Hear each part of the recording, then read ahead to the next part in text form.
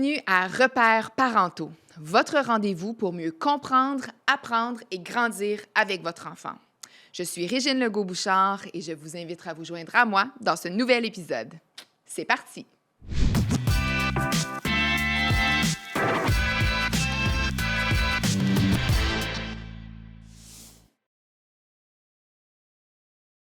Alors, bonjour et bienvenue dans ce balado d'aujourd'hui. Je suis accompagnée aujourd'hui de Mélissa Anne Leduc, qui est travailleuse sociale au sein du Conseil des écoles publiques de l'Est de l'Ontario. Toujours un plaisir de t'avoir avec nous. Oui, c'est toujours un plaisir de vous revoir. Merci d'être avec nous aujourd'hui. On a un sujet super important. Je vous le présente sous peu, mais avant, je vous présente notre experte invitée, Kim Cyr, qui est agente de gestion de programmes et de projets auprès de Santé publique Ottawa. Salut, Kim. Bonjour, je suis contente d'être là, mesdames. Merci Ben là, beaucoup nous avoir invités. Ça nous fait plaisir. Vraiment, on est chanceux de vous avoir aujourd'hui.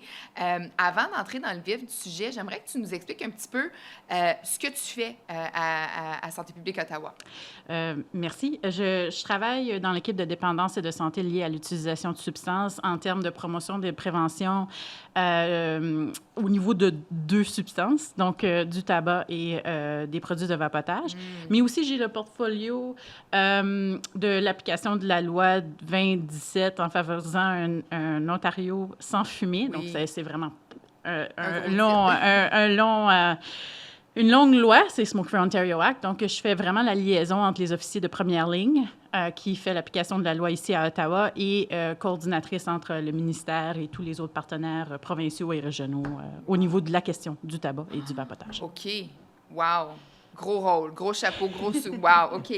Bien, merci. On est super chanceux de t'avoir avec nous. Donc, aujourd'hui, le titre du balado, c'est « Au-delà de la vapeur », un petit jeu de mots. Donc, on parle de vapotage aujourd'hui et puis de l'utilisation de substances là, un peu liées avec la nicotine. Évidemment, ça peut être hautement addictif. Les parents peuvent s'inquiéter par rapport à ça. Évidemment, ça peut créer des problèmes de santé à long terme. C'est important qu'on en parle. Encore une fois, merci d'être là et dis-moi pourquoi est-ce que c'est important qu'on parle de ceci aujourd'hui? Bien, comme vous l'avez dit, très bien dit, il est essentiel pour les parents d'avoir cette discussion-là sur le vapotage et aussi sur la santé liée à l'utilisation de substances parce que le vapotage, on le sait, surtout avec la nicotine, est hautement addictif. Oui. Et comme vous l'avez dit, peut avoir des troubles en santé au niveau du développement du cerveau et des poumons notamment. Wow. Donc, c'est important d'en parler. OK. Donc, pour commencer, ce que je remarque, puis même au niveau de ma carrière, au niveau dans mon contexte professionnel, c'est qu'on entend parler de plus en plus du vapotage. On en a dans les médias, dans la vie de tous les jours, puis même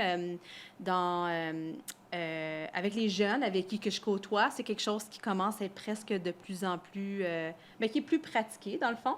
Donc, est-ce que tu pourrais nous expliquer un petit peu, là, pour commencer, c'est quoi le vapotage?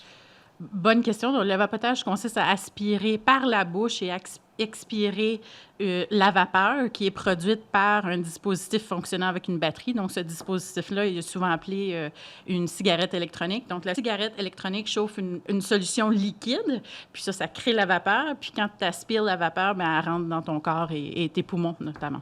Là, tu parles de cette solution liquide-là. Qu'est-ce qu'on retrouve là-dedans?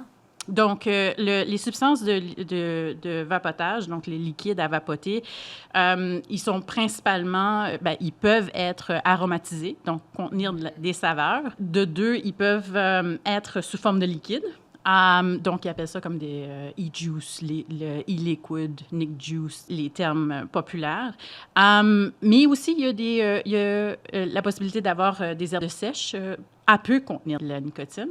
Aussi, elle peut contenir d'autres substances, donc des drogues, du cannabis, etc. OK. Wow. Donc, tu dis d'autres substances. Est-ce qu'il y aurait d'autres drogues que le cannabis qu'on pourrait utiliser aussi? Ou C'est possible. C'est possible, OK. Puis moi, j'ai une question. Est-ce que c'est possible de faire du vapotage sans qu'il y ait de nicotine dans la petite machine? Oui. Oui. Est-ce que, dans le fond, on vapote de l'air? Est-ce qu'on peut vapoter quelque chose qui n'est pas néfaste? C'est possible, mais de dire que c'est inoffensif, non. Tu sais pas qu'est-ce que tu vapotes. OK. Donc, c'est quoi dans le fond, ce serait quoi l'objectif de consommer un liquide qui n'a pas de nicotine ou comme de cannabis ou d'autres drogues? C'est juste pour le plaisir, pour le goût, pour... donc, Oui. oui, OK. J'entends souvent dire que les gens ils vont dire que vapoter, c'est mieux ou c'est plus sécuritaire que fumer la cigarette. Ou ils vont dire, au moins, ils ne prennent pas de drogue. Mais est-ce que c'est vraiment sans risque? Non, on ne peut pas dire que le vapotage est sans risque ou inoffensif. Dans le fond, la liste d'ingrédients, elle varie. On ne sait pas qu'est-ce qu'il y a nécessairement dedans.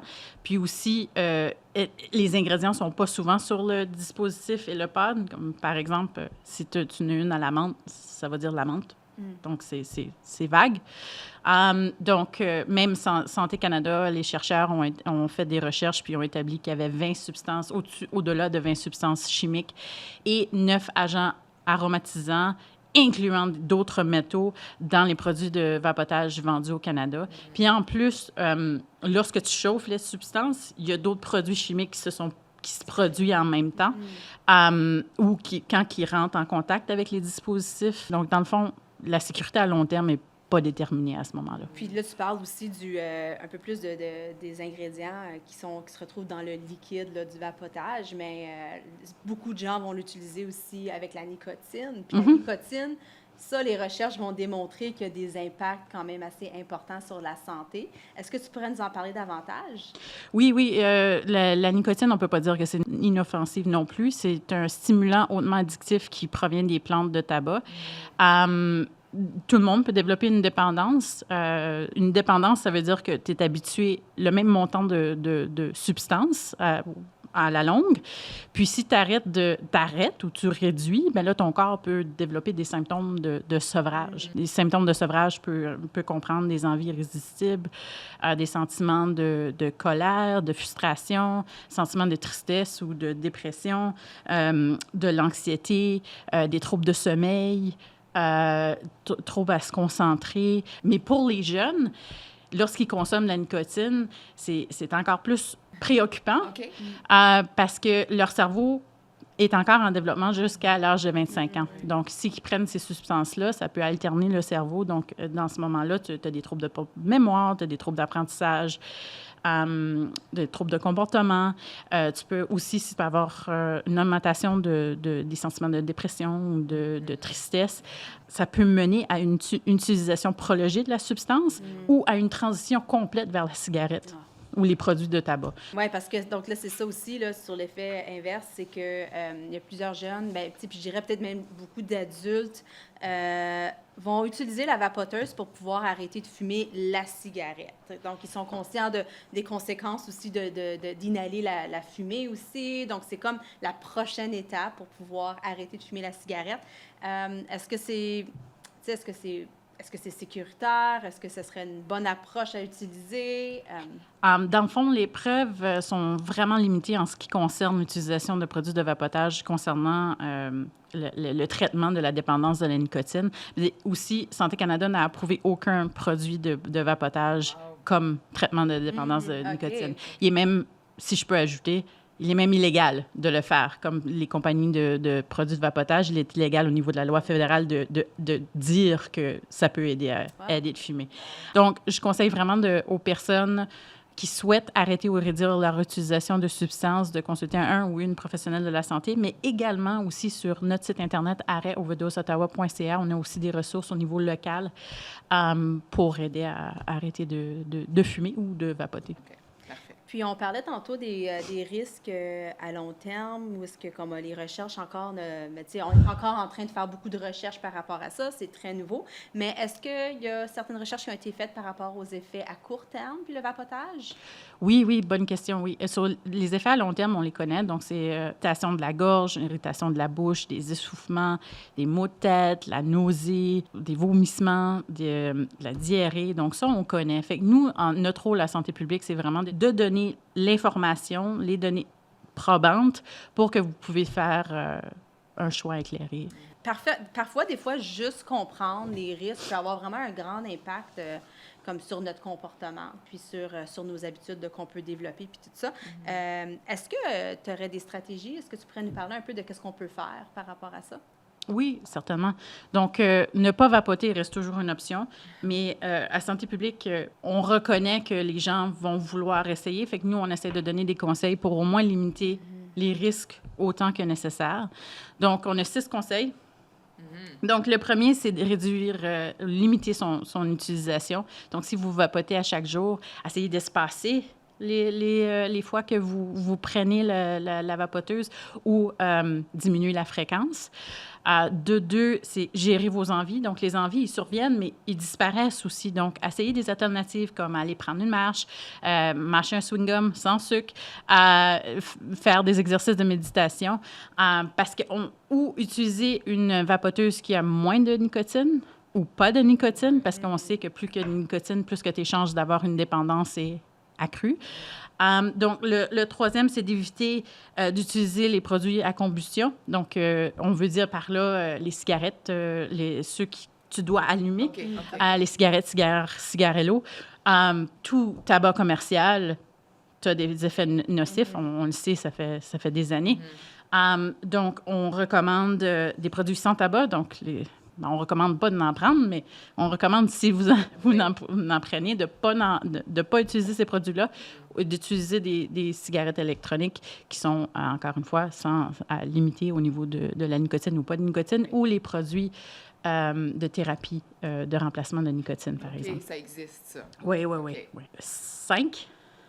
Ça, c'est ma niche. Donc, n'utilisez pas des produits qui ne sont pas de sources non réglementées ou de sources illégales au Canada. Donc, parce que si vous utilisez des produits qui ne sont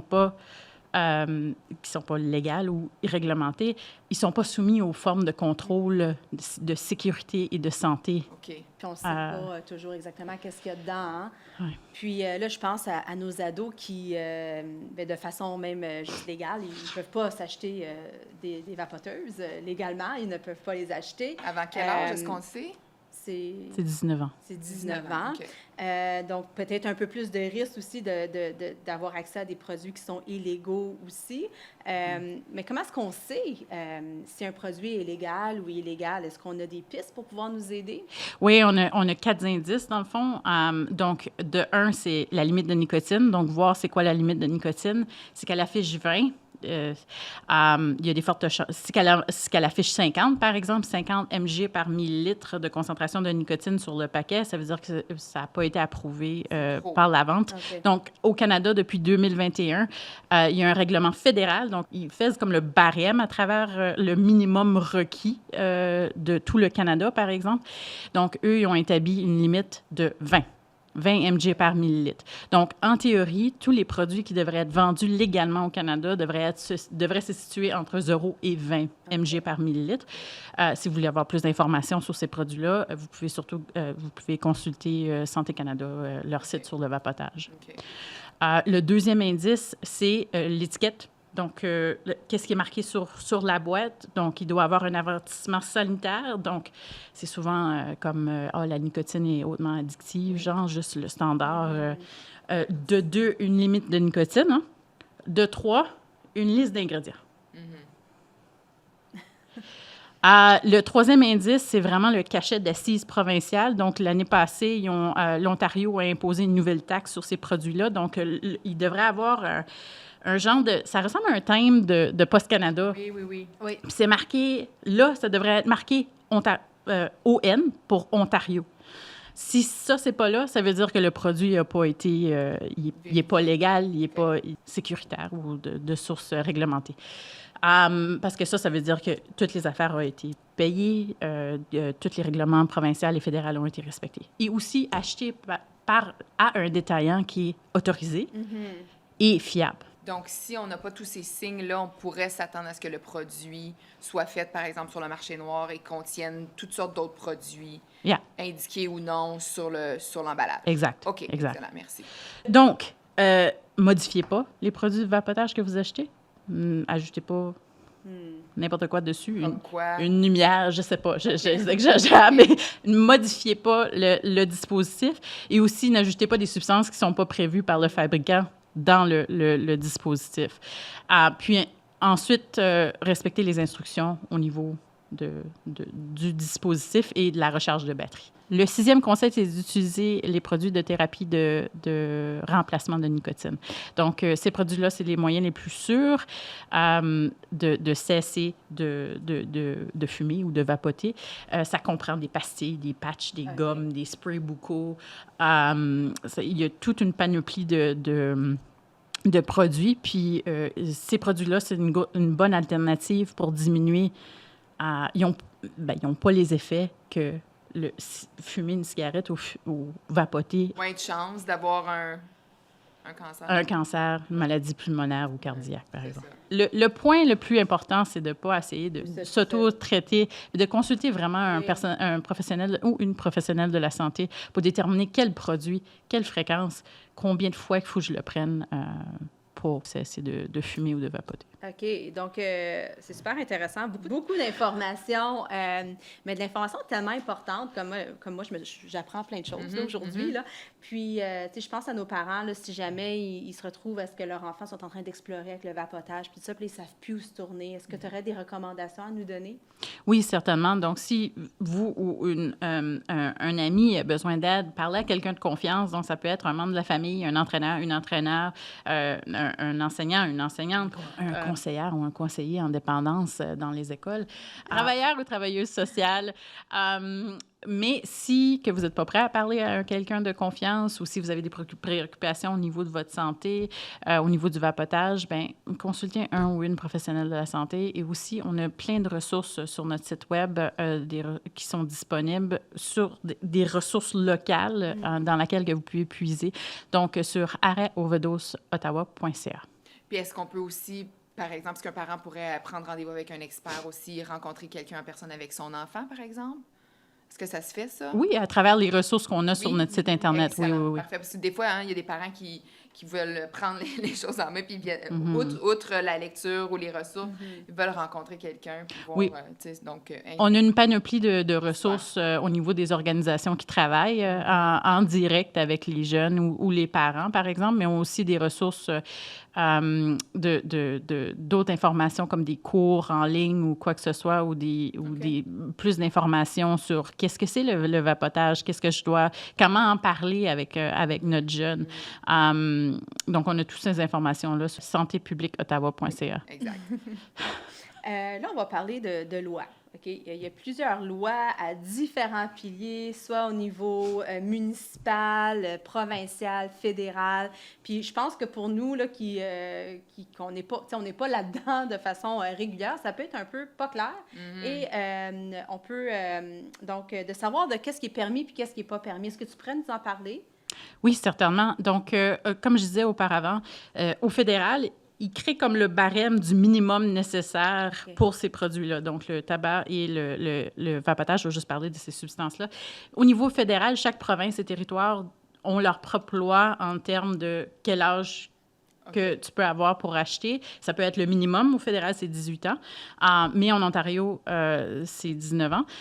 Donc, la loi qui régit tout ça en Ontario, ça s'appelle la loi de 2017 favorisant un Ontario sans fumée. Donc, Smoke Free Ontario Act. Ça régit la vente de ces produits-là, mais aussi tout ce qui concerne le tabagisme et le vapotage. Donc, elle a 3 objectifs. Donc, le premier objectif, c'est la protection du public, donc protéger la population sur les effets néfastes du tabagisme et du vapotage.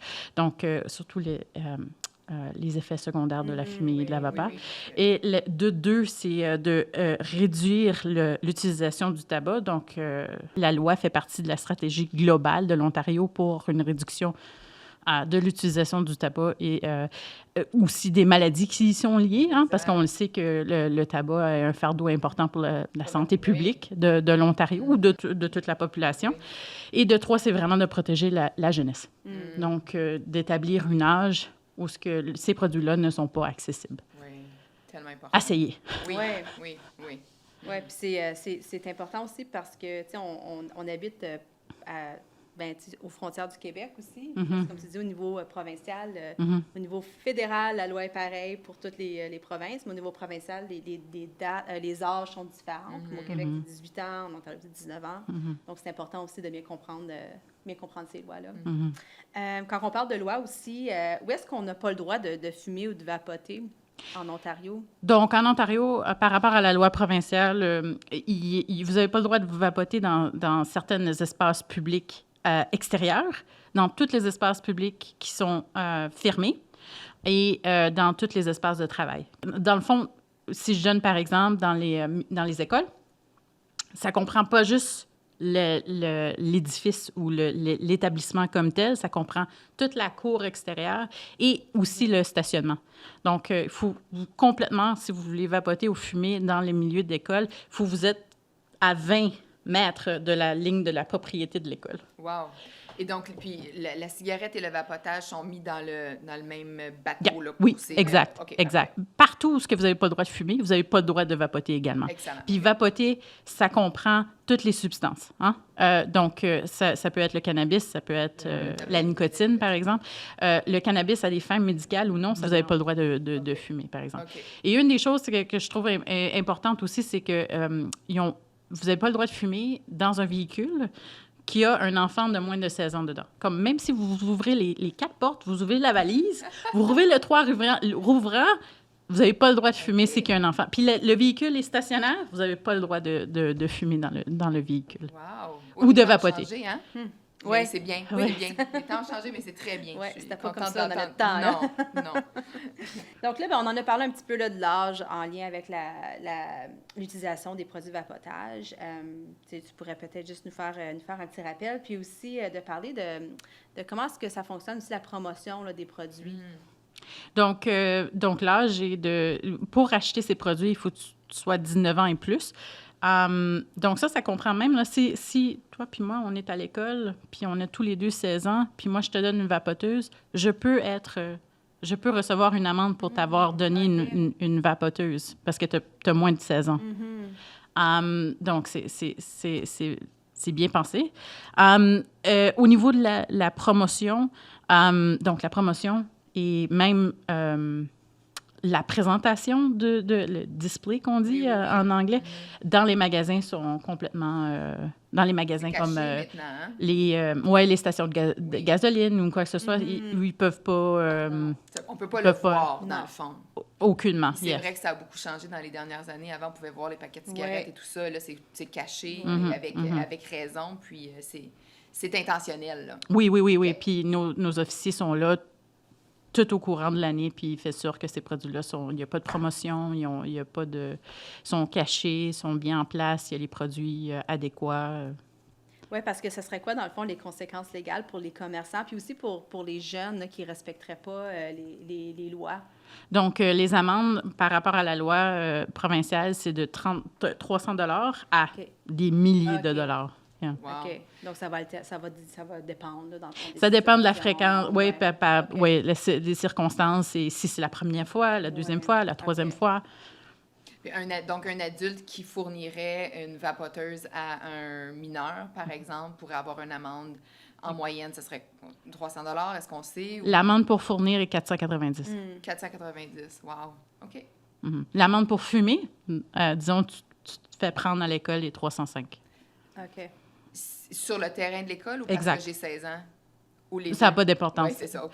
Oui, fumer, sur le terrain de l'école, tu peux être un contracteur, tu peux être un employé, tu peux être un chauffeur d'autobus, tu peux recevoir l'amende si tu es pris à fumer ou vapoter sur le terrain de l'école. OK. Mais j'imaginerais, si ce serait un enfant, un mineur, qui Mhm. vapoterait sur le terrain de l'école, mais est-ce que là, ce serait comme une double Potentiellement. sanction, genre, là? Comme... Peut-être, Ouais. potentiellement, oui. C'est ça, c'est beaucoup du cas par cas, j'imagine. Aussi. Oui. On Puis on travaille avec les évalue écoles aussi, parce que c'est eux qui vont principalement rapporter les incidences. OK. Donc, on travaille avec les écoles, puis on essaie de déterminer qu'est-ce qui serait le meilleur. Donc, on a un cours à Santé publique Ottawa qui a été développé, genre une mesure d'éducation préventive qui se présente à eux, ou encore si vous avez des élèves qui sont pris à fumer ou vapoter sur le terrain, puis vous n'êtes pas nécessairement prêt à faire une plainte au niveau de nos officiers, bien, vous avez ce cours-là en ligne qui se présente. C'est un cours de 40 minutes avec des volets sur le tabac commercial, le vapotage, le cannabis, la loi et les ressources disponibles. Et à la fin du cours, vous avez une certification, donc un certificat. Donc, vous pouvez montrer ça à l'administration si qu'ils le demandent ou quoi que ce soit, que vous avez complété le cours. Donc, c'est une des options qui se présente pour en savoir plus. Donc, un prof pourrait prendre cette formation-là, par exemple. Oui, on encourage tout le monde de le faire. Oui, exact. C'est super. Encore une fois, la richesse des services puis le site web de Santé publique Ottawa. J'encourage encore les parents d'aller fouiller, d'aller regarder. Il y a tellement de choses, là, donc c'est super. Puis on continue d'en ajouter aussi. Oui. Hein? On n'arrête pas. La santé publique n'arrête pas. Est-ce qu'il y a des derniers conseils que tu voudrais partager avec nos parents par rapport à ça? Un parent qui découvre que son enfant commence à vapoter, tout ça. Je me mets dans la peau de ce parent-là. La meilleure façon de limiter les risques, vraiment, c'est de ne pas commencer à vapoter. Mais si vous décidez de vraiment suivre les conseils que j'ai donnés auparavant, ou juste un petit résumé, achetez pas de sources illégales ou non réglementées, modifiez pas vos dispositifs, lisez et suivez les instructions sur les dispositifs et les pods, puis surveillez vos symptômes. Si vous êtes préoccupé par votre santé, allez consulter un professionnel ou une professionnelle de la santé, mais aussi au niveau des autres. Donc, d'acheter des produits qui ont un emballage résistant, rangez vos produits pour ne pas être accessibles aux animaux ou aux enfants. Et aussi, si vous choisissez de vapoter ou de fumer, allez à l'extérieur où qui est permis, mais aussi surveillez pour les autres personnes, comme les personnes enceintes, les enfants ou quoi que ce soit. Excellent. Bien, merci beaucoup. Je pense que ça a été extrêmement éclairant. Un sujet, encore une fois, pas facile pour un parent. Évidemment, le message, je pense, c'est ne pas commencer, c'est la clé, mais merci beaucoup pour tous ces beaux conseils-là, parce que des fois, c'est pas aussi évident que ça peut le paraître, là, de gérer ça comme ça, puis de cesser, par exemple. Merci pour tes conseils, Kim. Ça fait un plaisir de te recevoir autour de ce micro. Mélissa-Anne, comme toujours. Toujours un plaisir de t'avoir autour de la table. À bientôt, mesdames. Chers parents, collègues à la maison, merci de votre écoute. J'espère que ça a été utile. N'hésitez pas de nous envoyer des sujets pour d'autres balados et rappelez-vous aussi qu'on remet toutes les ressources de Santé publique Ottawa là, dans les notes de ce balado et de cet épisode. Je vous remercie. À bientôt!